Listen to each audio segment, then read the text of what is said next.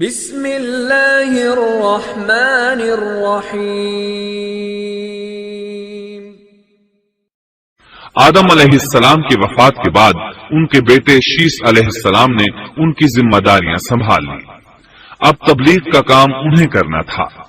ادھر قابیل جو نرم زمین میں جا آباد ہوا تھا، اس کی اولاد نے فتنہ و فساد اور سرکشی کی زندگی اختیار کی۔ انہوں نے قتل و غارت گری کا بازار گرم کر دیا۔ یہ لوگ آدم علیہ السلام کی قوم کے پاس سے گزرتے تو وہاں بھی فساد مچاتے۔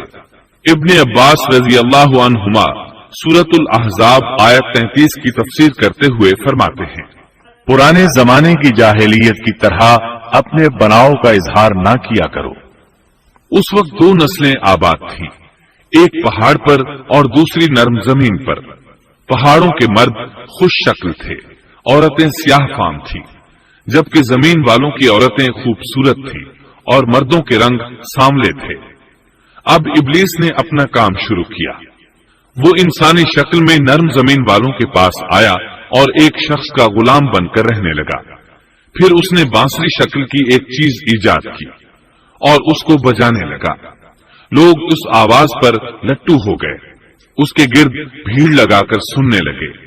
پھر ایک دن میلے کا مقرر ہو گیا، اس میں ہزارہا مرد اور عورتیں جمع ہونے لگے۔ اتفاق سے وہاں ایک دن ایک پہاڑی آدمی بھی آ گیا۔ اس نے میدانی عورتوں کے حسن و جمال کو دیکھا۔ اس نے اپنے قبیلے والوں سے ان کے حسن و جمال کا ذکر کیا۔ اب وہاں کے لوگ کثرت سے میدانی علاقے میں آنے لگے۔ اس طرح آہستہ آہستہ مردوں اور عورتوں میں اختلاط بڑھا، بدکاری اور زناکاری عام ہوئی، جبکہ یہ سب کام شیس علیہ السلام کی شریعت میں حرام تھے۔ یہ سب بیان کرنے کے بعد ابن عباس رضی اللہ عنہما کہتے ہیں، اللہ تعالی کے قول وَلَا تَبَرَّجْنَ تَبَرُّجَ الْجَاهِلِيَّةِ الْأُولَى کی یہی تفسیر ہے، اور قدیم جاہلیت سے یہی مراد ہے، کیونکہ ان لوگوں نے زمین میں ایک عظیم فساد اور انتشار برپا کر رکھا تھا۔ شیس علیہ السلام اپنی قوم کے لوگوں کو سمجھاتے رہے کہ وہ ان شریر اور فسادی لوگوں کے ساتھ میل جول نہ رکھیں، لیکن شیطان مسلسل انہیں ورغلاتا رہا، یہاں تک کہ شیس علیہ السلام کے ساتھ بہت تھوڑے لوگ رہ گئے اور قابیل کی قوم میں بہت اضافہ ہو گیا۔ لوگ یوں ہی زندگی بسر کرتے رہے، یہاں تک کہ اللہ تعالیٰ نے ان میں ادریس علیہ السلام کو مبعوث فرمایا۔ اس بار ہم آپ کے لیے پیش کر رہے ہیں قصص الانبیاء۔ انسان کی فطرت میں کہانی یا قصص سے دلچسپی روز اول ہی سے پائی جاتی ہے۔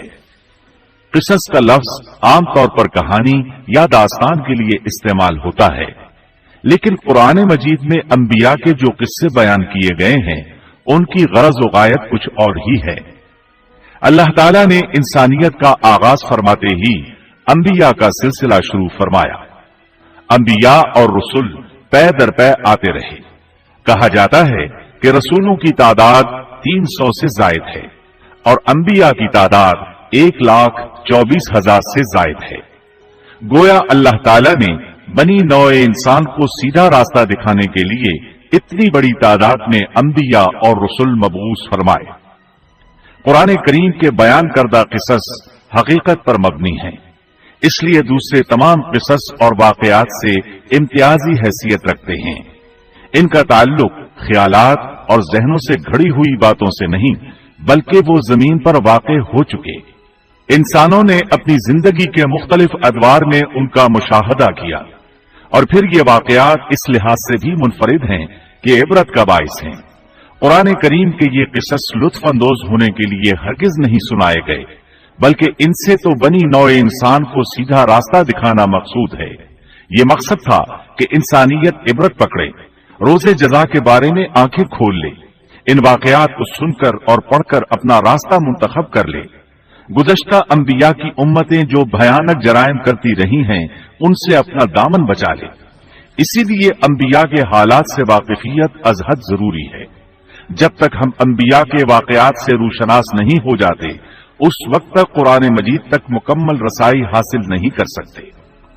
کتنی بار سیدنا آدم علیہ السلام کا قصہ بیان ہوا، कितनी मर्तबा नूह अलैहिस्सलाम का तज़किरा हुआ।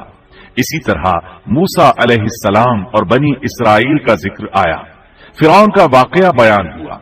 मूसा अलैहिस्सलाम और फिरौन का जिक्र तो करीब करीब 70 मकामात पर आया है और मुसलसल किस्सा बयान होता रहता है। कितनी सूरतों का नाम अंबिया के नामों से मंसूब है। लिहाजा जो शख्स इन किस्स से लाइल्म है वो कुरान के एक बड़े हिस्से से महरूम है। इन वाकयात से रहनुमाई हासिल करने से एक मकसद ये भी है कि दावत इलल्लाह का रास्ता मालूम हो जाए, लोगों को अल्लाह की तरफ बुलाने का ढंग हमें आ जाए। अल्लाह करे हम भी उन लोगों में शामिल हो जाएं जो अल्लाह की तरफ दावत देते हैं। हम भी नेकी का हुक्म करने और बुराई से रोकने वाले बन जाएं। अम्र बिल मारूफ और नही अनिल मुनकर के सही रास्ते पर चलना उस वक्त तक मुमकिन नहीं जब तक कि हमारे सामने कोई ऐसा नमूना मौजूद न हो जिसके मुताबिक हम अपने आप को चला सकें। और साफ जाहिर है सबसे अजीम और बेमिसाल नमूना नबी अकरम सल्लल्लाहु अलैहि वसल्लम की मुबारक शख्सियत है। जैसा कि अल्लाह ताला फरमाते हैं, यकीनन तुम्हारे लिए रसूलुल्लाह की जिंदगी बेहतरीन नमूना है। रसूल अकरम सल्लल्लाहु अलैहि वसल्लम के बाद सबसे नुमाया मिसाल और नमूना बाकी तमाम अंबियाए किराम हैं। फिर सहाबाए किराम और सालिह लोग भी नमूना हैं। अंबियाए किराम के वाकयात कुरान करीम के जरिए हम तक पहुंचे हैं। इसी तरह नबी करीम सल्लल्लाहु अलैहि वसल्लम की सीरत मुबारका और आपकी अहादीस मुबारका से भी हमें उनके हालात और वाकयात मालूम हुए। Thanks for watching. Don't forget to like, comment, share and subscribe to